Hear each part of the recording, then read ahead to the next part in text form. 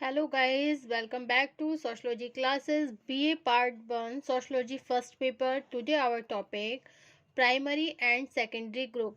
Okay, प्राथमिक तथा द्वितीयक समूह. ओके, तो आज का हमारा टॉपिक क्या है? प्राथमिक तथा द्वितीयक समूह. अकॉर्डिंग टू चार्ल्स कूले के अनुसार, तो चार्ल्स कूले के अनुसार अमेरिकन समाजशास्त्री चार्ल्स कूले द्वारा प्रस्तुत वर्गीकरण सबसे अधिक संक्षिप्त, वैज्ञानिक और मान्य है. ओके, इन्होंने सन 1909 में अपनी पुस्तक सोशल ऑर्गेनाइजेशन में सर्वप्रथम प्राथमिक समूह शब्द का प्रयोग किया.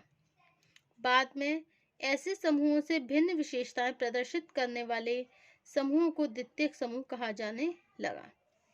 तो ये जो समाजशास्त्री हैं चार्ल्स कूले, इन्होंने अपने प्रस्तुत वर्गीकरण में सबसे अधिक संक्षिप्त और वैज्ञानिक और मान्य है. ठीक है, मतलब ये जो अमेरिकन समाजशास्त्री हैं, समूह के सभी वर्गीकरण में, समूह के जितने भी वर्गीकरण हैं उसमें चार्ल्स कूले द्वारा प्रस्तुत वर्गीकरण सबसे अधिक संक्षिप्त है.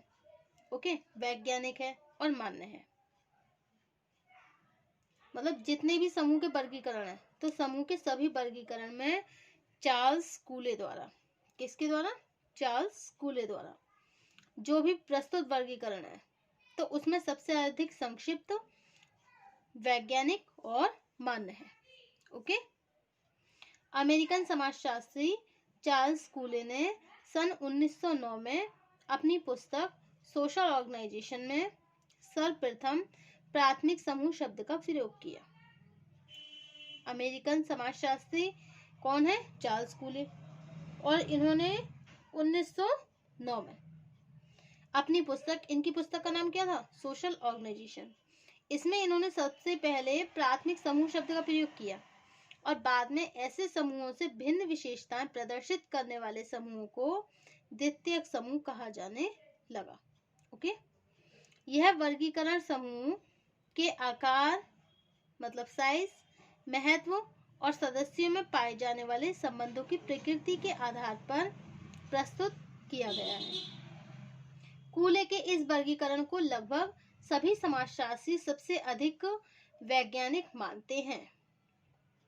कूले के इस वर्गीकरण को लगभग सभी समाजशास्त्री सबसे अधिक वैज्ञानिक मानते हैं, लेकिन इसका अर्थ यह नहीं है कि यह वर्गीकरण सबसे अधिक मौलिक भी है.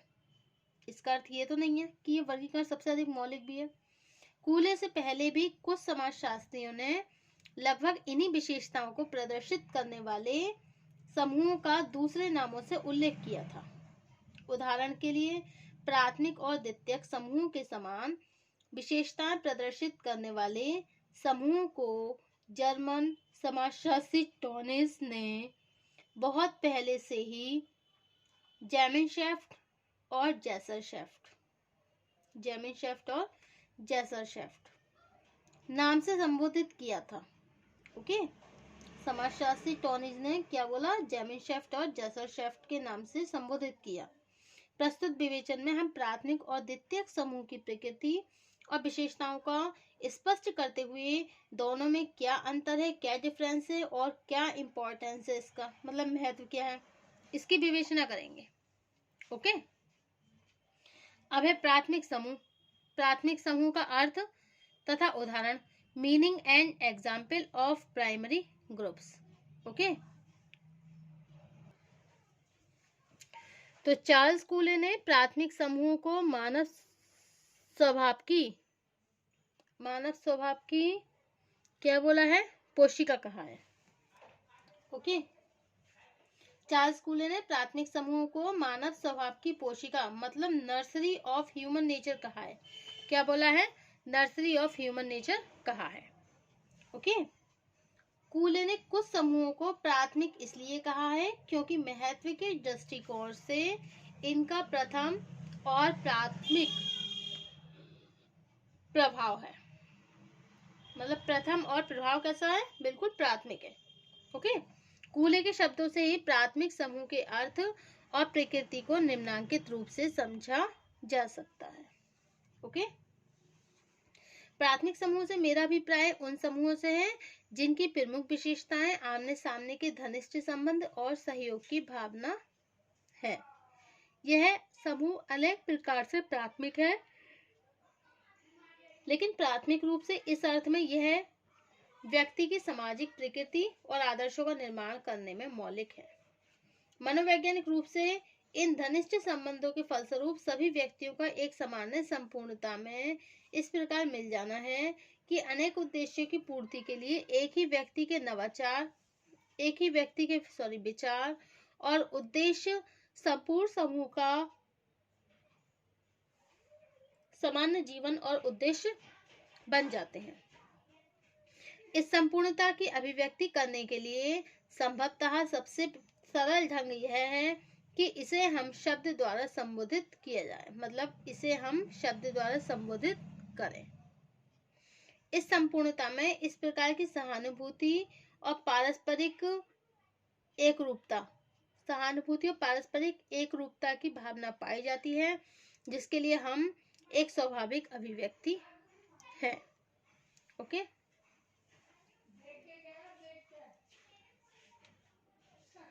दूसरी ओर रक्त अथवा नातेदारी मतलब किंगशिप से संबंधित व्यक्ति एक दूसरे से चाहे कितनी भी दूर क्यों ना हो, लेकिन उनके बीच पारस्परिक एकरूपता मतलब म्यूचुअल आइडेंटिफिकेशन की स्थिति बनी रहती है और हम की अभिव्यक्ति का इनके जीवन में सबसे अधिक महत्व होता है। इस दृष्टिकोण से कहा जाता है जब किसी भी व्यक्ति घनिष्ठता मतलब जब किसी भी व्यक्ति कभी भी कुछ व्यक्ति घनिष्ठता अथवा हम की भावना से बनकर अंतरक्रिया करते हैं। मतलब क्या है इसका कि इस दृष्टिकोण से ये कह सकते हैं जब कभी भी कुछ व्यक्ति घनिष्ठता अथवा हम की भावना से बंधकर अंतरक्रिया करते हैं तथा समूह के हित के सामने निजी स्वार्थों का बलिदान करने के लिए तैयार रहते हैं, तब ऐसे समूह को हम प्राथमिक समूह कहते हैं। ओके, तब हम ऐसे समूह क्या कहते हैं? प्राथमिक समूह कहते हैं।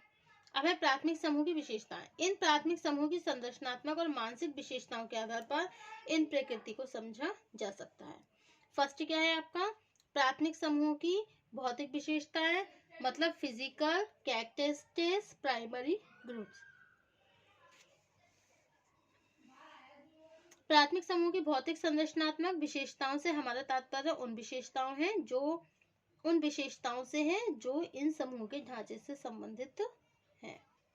ओके, नेक्स्ट पॉइंट है आपका शारीरिक समीपता मतलब फिजिकल प्रॉक्सिमिटी। शारीरिक समीपता सदैव ही घनिष्ठ संबंध को विकसित करती है। एक साथ रहना, खाना पीना, व्यवहार करना, कार्य करना, वाद विवाद करने से भी एक प्रकार की अपनेपन की भावना का ही विकास होता है। नेक्स्ट है समूह की लघुता, small size of the group. प्राथमिक समूह को आकार में छोटा ही होना चाहिए क्योंकि यह असंभव है कि एक ही समय में बहुत से व्यक्तियों को बुद्धिमत्तापूर्ण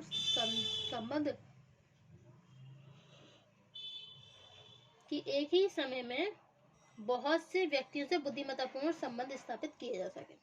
अब नेक्स्ट है आपका तुलनात्मक स्थिरता मतलब रिलेटिव परमानेंस। डेविस ने कहा है कि समूह में जितनी अधिक स्थिरता होगी अनेक बातें समान होने पर सदस्यों के संबंध में भी उतनी ही अधिक घनिष्ठता उत्पन्न हो जाती है। अब नेक्स्ट है आपका सामान्य चरित्र अनस्पेशलाइज्ड कैरेक्टर। प्राथमिक समूह में कभी भी कोई निश्चित और योजनाबद्ध उद्देश्य नहीं होते। इनके अंदर सभी सदस्यों के दायित्व और कर्तव्य असीमित होते हैं। इन समूह में व्यक्ति की आरंभिक आवश्यकताओं की पूर्ति होती है और इसलिए ऐसे समूह में प्रत्येक व्यक्ति कार्य करना अपना नैतिक दायित्व मानता है। अब नेक्स्ट है प्राथमिक समूह की मानसिक विशेषताएं mental characteristics of the primary groups. Okay, तो फर्स्ट इसमें क्या है? आइडेंटिटी